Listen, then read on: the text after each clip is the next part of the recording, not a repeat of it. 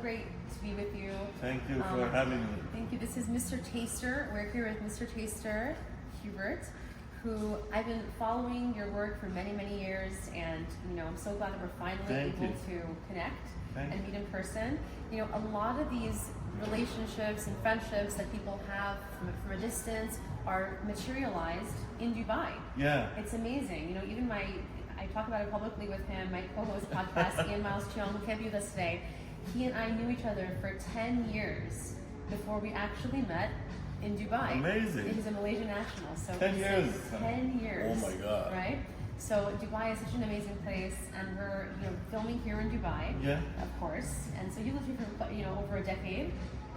No, in Dubai I'm here for 2 years and a half now. Okay, fantastic. Yeah, but I used to come a lot. I'm living here for 2 years and a half. Fantastic. Yeah, it's fantastic. So you're obviously well known to audiences around the world. World famous world traveler, amazing food critic who has won the hearts and minds of people all over the place. One thing that is so important that I think is a language that speaks to anyone, regardless of ethnicity, culture, religion, race, anything, is food. It's the food language. Yeah. Right. It's a language of love. It's the most important thing, and it's peace language, I would say. Yeah. I agree with that. Because you can, I'm not a political guy, but with food you can see any political person even easily. And I'm so happy that I've got this job and eating, meeting people, seeing different cultures, seeing different people. That's an amazing job. And you've been in places where the media likes to portray it as a certain way, and it's of course dangerous places, but you're able to be welcomed in such a way that it's like you'd never imagine in a million years that it is what people are talking about. Yeah, exactly. I remember I was in Bahrain, and when I went in, everyone was surprised because I'm Iranian British, but there was because normally Bahrain is not giving visa to Iranians, and when I went there, everyone was shocked, like how this guy came in. And I remember 2 ministers messaged me when I was there, and they welcomed me and they said, how you come in? And they told me like you should go to this place, to this place, to this place. So yeah, this is the power of food. Absolutely. Yeah. So okay, you don't need Hastim, so Farsi Bala Hastim, of course. I think we're gonna do this in English, but maybe pop some Persian, lingo in here and there. Yes, let's do it. I want to tell the audience here and talk a little about your background. Where were you born? Yeah, I was born in Manchester, England, because my dad was getting his PhD. He's a professor in electronics. So I moved to Iran when I was 5 years old only. And after the revolution happened in Iran, and my dad is professor, my mom she was a teacher, and I come from the educational family. So I was living in Iran, and and I left Iran when I finished my uni. I did study in computer engineering. So I'm a bachelor in computer science, and I moved to UK again. I used to live in Bournemouth, and I was doing marketing for big companies like Barclays House. I did marketing for Critic, which was a car finance company, and I did work in Unisys when I moved to UK because my English wasn't good enough, because I forgot English completely when I moved to Iran. Understandably so. Yeah, so I was doing data entry when I was in Unisys, but it was a good journey. But my main experience came from Critic because they sent me to different conferences like SCS Session Strategies in London. Got it. And my main background and my experience coming from that company, because they gave me like huge budget for marketing, and I had my Google advertising certificate. Fantastic. Yeah, no, it was for Google PPC, which is pay per click. So yeah, my main background is coming from Critic. Okay, so you are able to also incorporate that experience, formative experience, into your current successful Exactly. blogging, right? I had a company called Caspi It was a marketing. CASPID, right? Caspid. KASPID, yeah, which was my business partner surname and my surname, so we mixed it, Caspid, but we were doing web design and SEO, search optimization, and we were doing PPC, pay-per-click, and we were doing marketing for many big companies. So I want to ask you, being born in, for the first few years of your life, 5 years of your life in the UK, being Iranian ethnically, moving to Iran, right? How was that? Was there a cultural change? Did you grow up kind of having Iranian food too, or how did the food scene, food culture in Iran affect, your upbringing? And I want to know how basically that cultural transition maybe had an impact on you deciding to become a food blogger. I want to know about that journey also. Yeah, let me tell you, because when I was 5, I remember my uncle was telling me I was crying when I moved to Iran because I was going to miss home. But when I moved to Iran, so I realized and I found about Persian food and Persian cultures, because if we wanted to have like gourmet sabzi or some other famous foods in Iran, because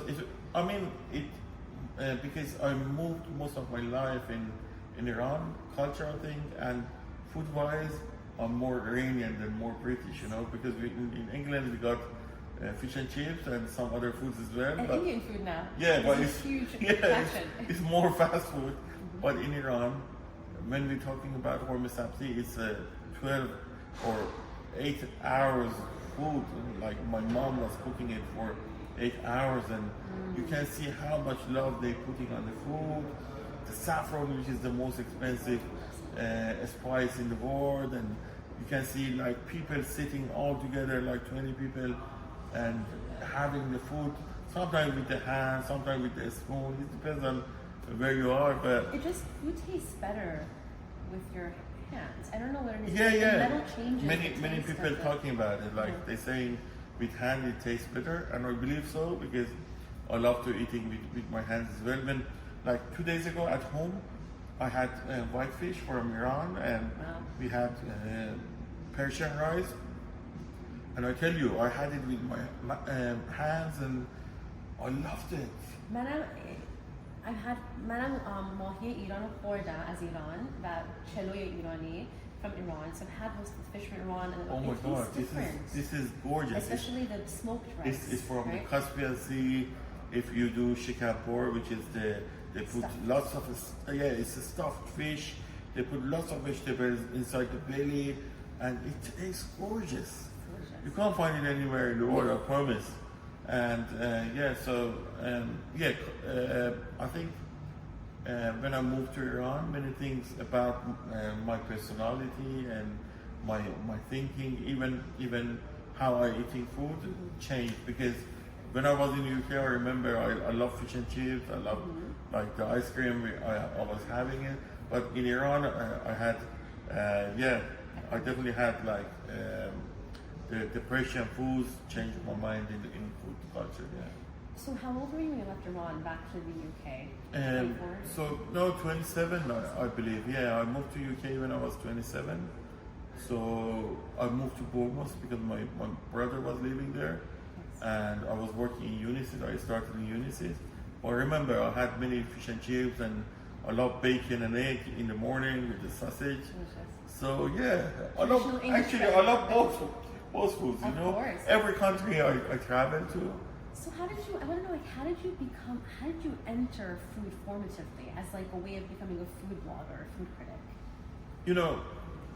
I love food all the time, but when I started Mr. Taster, I was in a conference called SES, Search Engine Strategies, and I remember I asked my teacher, Leanne Evans, I said, why people they don't like my posts, because I was putting posts about marketing, and she told me find what people likes, and I said okay, I will find something that people like. And I went to a restaurant, I had a baby octopus, I put it in my Facebook, 400 likes, and then boom, I said yeah, that's what people love. So people loves about food, but not about the marketing. No, of course not. Yeah, That's the exactly. behind the scenes hard work that has to be put into it that Yeah, we know so about. I found myself and I said, look, I'll find a name for a guy who want to eat every day, and he sent me a list of 30, and one of them was Mr. Taster. I Okay, said, that's it. fantastic. Because when I put it in Facebook, I had 400 likes, so I found people love food more than marketing. So I started Mr. Taster. Okay, so it's a fantastic story. Thank you. You've become more than just a food critic, though, and a connoisseur. You're also, I could say, an ambassador for food around the world, right? And you give so many. We love the fact that when you're giving these, ratings and you visit these restaurants, it's a really positive experience generally. Yeah. Have you ever given a negative review? Oh, I mean, I used to give lots of negative reviews, but I went to police station many times because, Really? yeah, they complain. But these days, when I travel to a country, I found myself as the ambassador of food for that country or for that city. So I do my best just to show their culture, their food, and the positive image of that city. So that's why when I travel to a country like Afghanistan, I travel to Mexico, I travel to US, I travel to Pakistan. So when I come back, I see people that sending me positive messages, even if when I see them in the street, they hug me, they take photo with me. It motivates you, right? Yeah, Like, yeah, and having it's an lovely, impact. when I see people sending these positive messages. I'm really loving it. I'm sure there's also a negative side to that where people are, they Yeah, also it's, look at you it, know, it's normal. it's social media, and Of course. you I know about that. in the same time you can see the positive people, you can see the negative people. You can't make everyone's happy, but for me, the thing I'm doing is really it's my passion, it's my love, And it's fulfilling. yeah, I love it. I mean, every second I'm enjoying it. And last year I traveled to 12 countries in 12 months. Incredible. So this year I haven't started yet because of the Ramadan coming soon. So after Ramadan, I'm going to Egypt, and then I'm gonna go to Morocco, and then other countries as well.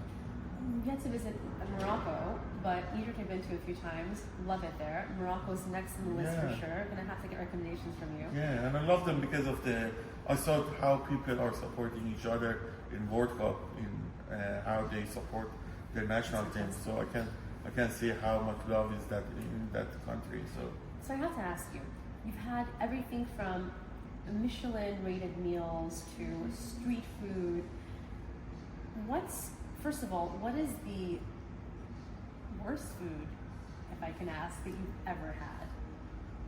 Oh, good question. You don't have to say where if you don't want to. No, I mean, I'm not going to talk about Persian foods because I'm coming for my country that you can see lots of amazing foods with lots of spices, with lots of love in the food. So it's my country. So I'm not going to talk about Persian foods, but the best country I ever, I tried their food. I think number one was Afghanistan, and second country was Pakistan. Is it the best or the worst? Yeah, the best. Oh, the best. Okay. Yeah, Afghanistan and Pakistan. Maybe it's difficult for me to choose which one was the best, but they're gonna say Pakistan or Afghanistan or Pakistan. And the third country was Saudi. The most delicious food. Yeah. Okay. And of course, the Dubai, you can see all the foods Everything in is one here. place. It's incredible. So We're gonna get to that. yeah. So We're gonna get to that. I'm not saying about Iran or Dubai because they are my home countries, or Dubai is like UAE is my home country. But apart from that, Afghanistan, Pakistan, and Saudi. Amazing. Yeah. So, for me, being an American Iranian, I've found that the Persian food here, for example, is phenomenal. The Iranian food here is absolutely phenomenal. You know, it's close to Iran. That's why we got all the ingredients in Dubai easy. Mm-hmm. And I think you mentioned to me one of the things that you had that was a little bit off-putting was frog, right? Oh yeah. I mean, I had frog. It's not very exotic food, but I had turtle, I had donkey penis. You have, huh? Yeah, I had donkey penis and many other strange foods. But as a person, I respect to all these foods because Nice. for Iranians or Persians, kalla pacha is one of the best Love calabacha. breakfast in the world.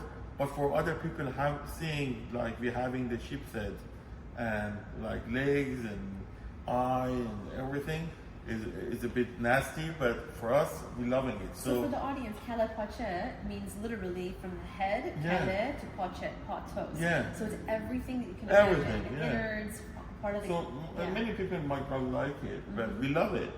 So It is quite in delicious. the same time, if I go to China and see people having turtle or they're having, like donkey penis, Was that in I China? respect. Yeah, it was in China. Fascinating. Yeah, so Okay. I think, when I went there, I did video and I did respect, and even if I didn't like the turtle, I was saying, oh wow, that's so delicious, because we respect to the cultures and Of respect course. to the food. No, of course. Let me ask you, it was just your birthday. Happy birthday. Thank you so much. Thank you. Calabacha. Thank you, merci. What did you have as your birthday meal? Oh, we did have the food from Sea restaurant. We had Fantastic. mixed grill, like all the kebabs. We had Love seed. Persian foods, Persian pizza really, yeah. Amazing. So yeah, we really enjoy it. One of my favorite things from Steve is, of course, all the food is fantastic, Yeah. but the taddy bomb. Oh, that's It's actually my signature. favorite, and even Sheikh Hamdan had that tahdig a couple of days ago, and we're loving it. We're having the tahdig, which is the upside down rice. We got the rice on different layers. We had lamb neck, and then bagali polo again, which is pork beans rice, and then tahdig. So you're taking it and you're having a bite. And they give It's you gloves. gorgeous. Yeah, it is. Oh my god, It yeah, really with the is. gloves, yeah. And the thing about it is with Iranian cuisine is that it's not it's how do I explain it? It's multi-layered. The flavors are layered. Yeah. And anyone who hasn't had it, anyone that I've spoken to from Exactly. anywhere in the world, there's not been one person I've come across who does not love Iranian food. Yeah. It's amazing. Yeah, seriously.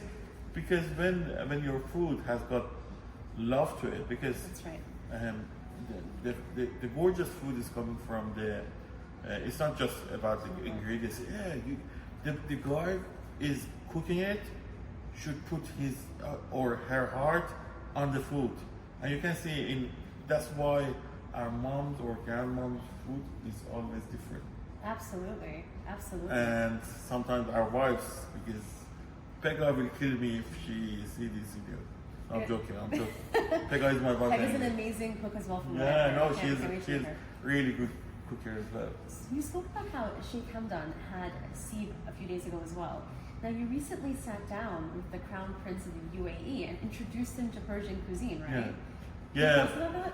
You know, it was my best experience ever that I was in Sheikh Hamdan's castle, and we cooked Persian foods. I brought the meat from Iran, and Oh my gosh. yeah, I brought the meat from Iran when the flood happened, so it wasn't easy to bring the meat, but we brought the saffron, the best saffron in the world. It was that long, Hands down.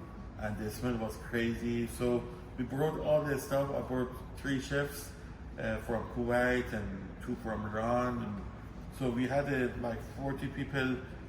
We made like pure Persian foods. We had shish kebabs, which was from Mashhad. We had bag kebab, which was from Tehran. So we had a big feast, and I'm so happy that he loved it and he made a story about it. And it was my best experience my whole life. You know, it's incredible because you've met with many different royal heads of state. I have as well because of my formative experience as a global journalist and whatnot. There's just something also very special here, right, with the family. Very, very humble. The way that, the sheikh also is Yeah. such a person who loves the people. You see it in a lot of countries, obviously, Yeah. but here it's just extra special. I feel based Yeah. on what I've seen as well and observed. What can you talk about though regarding the food scene? You've been all over the world, especially the Middle East. You described. The UAE is so unique in that someone who's lived in the United States and Europe and now traveled the world as well. Yeah. I can find some of my favorite restaurants from different countries in the world right here in the UAE in Dubai. Yeah. I mean, you can see people from all around the world are living in one small place in the peace. And you can see all cuisines in one place. It's amazing. Either from street foods to Michelin star. I was in one restaurant, it was Indian Avatara, and it was 1-star Michelin. Check it out. Michelin, yeah, and it was full vegetarian. And in the same time, you are going to a Indian street food in Dubai, so you can see all the cuisines Yep. in one place, either from Michelin star restaurant to very bottom low street food. So I think that's It's the all beauty, delicious. and all delicious. It's so delicious, Believe yeah. me, and that's the beauty of Dubai. One thing that I haven't yet experienced that I need to do, and I want your recommendations also, I haven't yet tried both traditional Emirati cuisine and also fusion. I guess, have you tried, is there such a thing as Emirati fusion? Oh yeah, Yeah? we got Okay. many foods for UAE that I tried from like the high level, and I know many Emirati chefs, and we did video collaboration together, and they got amazing food, honestly, and I think it's gonna be very even Dubai chocolate. You've seen it I love it. everywhere. Yeah, Yeah, of course. Sarah did invented that beautiful chocolate, and everyone loves it around, people around the world, and so yeah, you can find amazing Emiratis cuisine, even regal bread, which is like for Emiratis and Iranian, and you can find in Jumeirah One.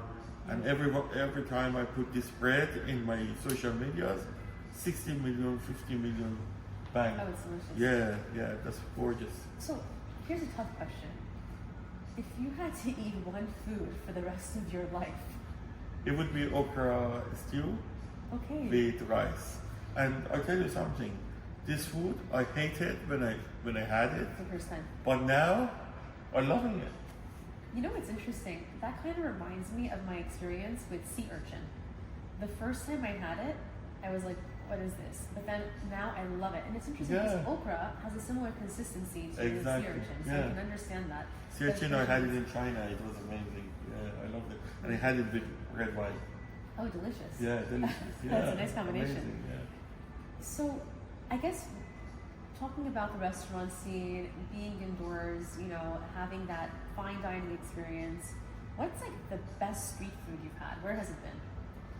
Oh, I think, Because I've had street food too. good question, yeah.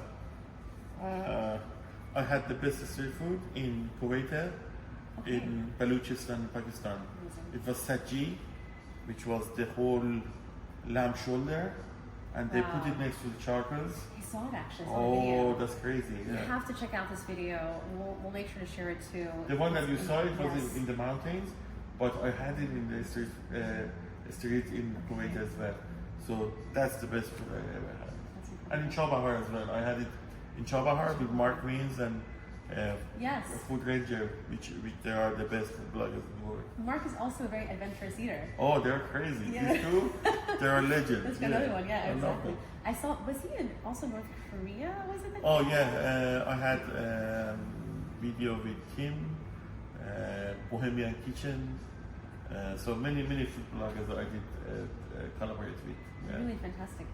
Okay, so has there been a country that you haven't yet visited that you want to visit? Oh, I love to go to Egypt, of course. I'm going very soon. I was supposed to go in February, but I couldn't make it happen. But Morocco is next. So yeah, I love to travel around the world. But last year I traveled to 12 countries. Yeah, incredible. It was Kuwait. I did travel with Mark Wiens to Italy, so Pakistan, Afghanistan, many countries I traveled to. Georgia, Uzbekistan. So, but do you cook as well? No, I just eat. You do? I do cook sometimes, but it's like barely happening. Like in 1 year, maybe one time. Oh, that's great. And I do cook only omelets. Oh, that's Can I tell you, it's so funny because one of the things where you go to culinary school, right? Yeah. And one of the first things they do is they will test the chef to make sure they can make the perfect omelet. Yeah. So that is literally Even the egg. If they're teaching you how to make the egg, because they're starting with that. So it's a delicacy. yeah. Oh, for sure. You know,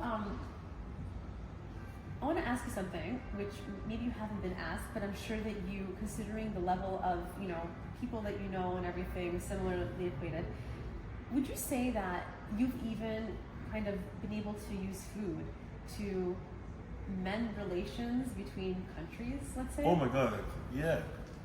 When I went to Bahrain, I remember for the first time, the minister said, Happy Nowruz to Iranian.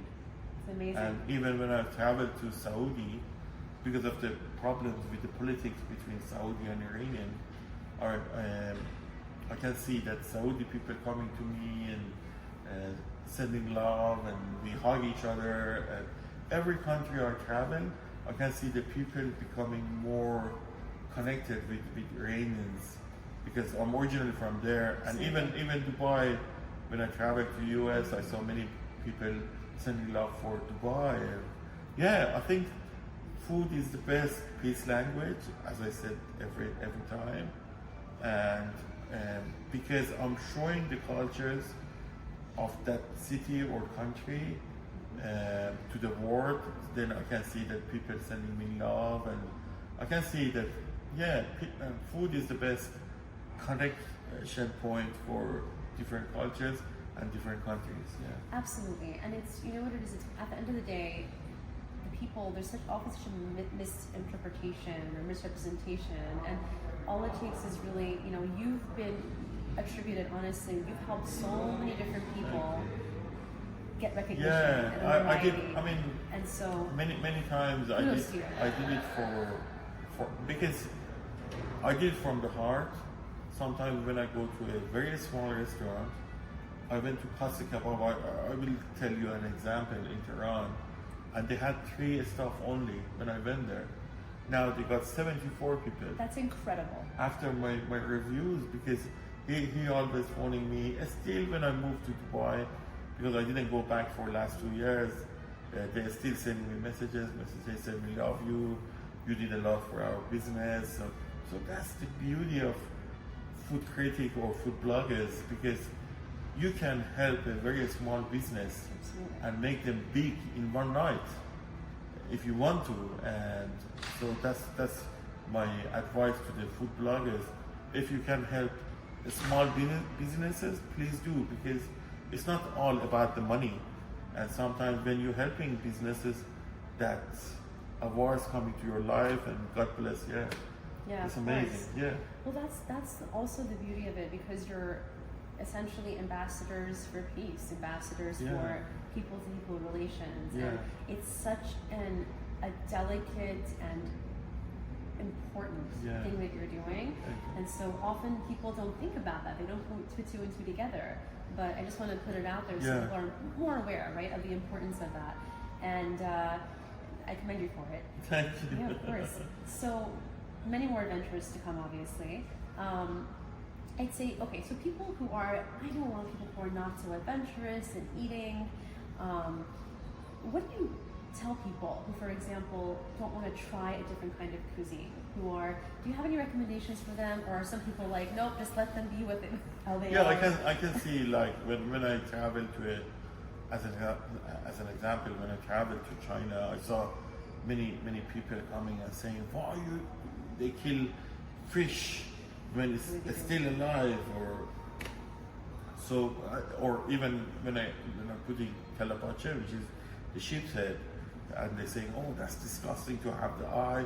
Even if you go to Egypt, I haven't been there, I heard they're having eye as well.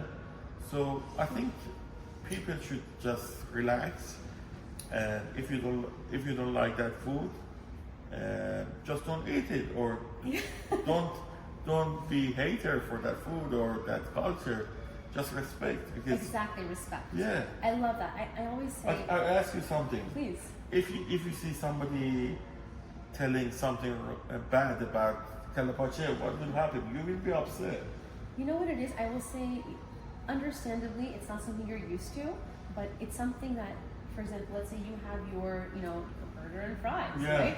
Some people, it might not be the same taste for someone from the eastern part of the world. Yeah. And it's something that has to be respected. And I always say this, no matter where you are from in the world, Exactly. when you're visiting a different country, you're living in a different country, you need to respect and abide by the laws of that land. Yeah. That's something that I live by, and it's very important. And I know you're the same exact way. Yeah. So it's so nice to see that. When I was in China, for example, I tried scorpion on a stick. Yeah. Right? In the hutongs, in the alleys. And it was really, really cool. And I can share with you in the audience here. I think, look, I love trying different cuisines from any country I visit. Probably the worst thing I've ever had was in Sydney, Australia, and I love Australia, by the way. It was at a Michelin star restaurant. It was kangaroo tartare. Oh my God. It was really unappealing, I have to say, and I wish I hadn't. You didn't like it's it? okay. I didn't like it, but otherwise, I love everything there. It was delicious. But I'm an adventurous eater too, and for me, I love everything. So it was really big for me not to like that. Yeah. But it's so cool to see that you've broken bread with a lot of different world leaders and stuff like that. Have you ever been called in for peace negotiations? Oh, not really. No, not really. Okay. But it's actually peace language, Yeah, it definitely is. Like when I went to Balochistan or Afghanistan, I remember many people were shocked that how brave you are to come to Balochistan or to Afghanistan. But to be honest, I love people, I love culture, I love what I'm doing, like showing the food of the city I'm traveling to the world, and that's the main thing I'm doing, and I'm loving it. I've been to Mauritius. What is it? Mauritius, the country. It's in the Mauritius. That's somewhere you have to go for sure. Where else? We'll talk about a few different suggestions and recommendations, because I'm curious to know where your adventures are going to take you next. Is there, I guess, any kind of recommendation you have for the audience, for anyone who's watching here today? To where to go? Anything in general about food, about being adventurous and yeah, I think just take it easy. Just have what you any foods you see because when I travel, I search about their foods and what they love and about their cultures, and then I go to that city and I have a list normally, and even ChatGPT, you can put questions and they will tell you where to go. So just try to take it easy and try their dishes when you're traveling to different cities or different countries. So that's my advice. Just take it easy. Eat. Cool. One of the things that I like to do before traveling to a country, right? I love languages. I speak a few myself. Is I'll normally go and learn a few of the words of the languages of the country I'm visiting, right, for example. But I feel like for some reason, whenever it comes to food, like you don't even need to do that. You just you point to this. Exactly. Everyone speaks that language, so it's so very cool. It's been so fantastic sitting down with you and to finally meet you. This is the beginning of many, many more. For our next interview, which will happen in the upcoming weeks, months, we're going to do a little bit of a different setup, and I think we're going to venture out and actually try some of the most delicious, cuisines. Perfect. It'll be a really fun, interactive experience.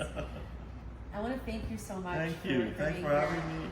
It was amazing, and so happy to meet you in Dubai. Thank you. Thank you. I'm having for it. Thank you. Take care.